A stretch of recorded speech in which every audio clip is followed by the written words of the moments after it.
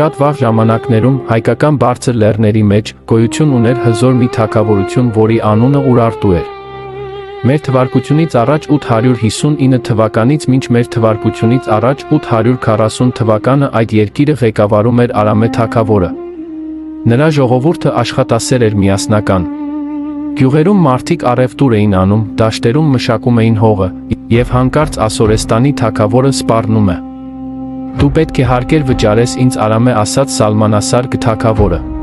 Հայոց աշխարհը բարդ չէ քեզ, ասաց Արամեն եւ հեռացավ։ Արամե թագավորը կանգնեց մեծ խորհրդի առաջ, նայելով իր վաստակավոր քաջ զինվորներին, բարձրաձայն հայտարարեց. Այս հողը մեր տունն է, մեր արմատների աղբյուրը։ Որևէ ուժ չի կարող նրան խլել։ Մենք պետք է հավաքենք մեր զորքը, պաշտպանենք հայրենիքը ամեն գնով։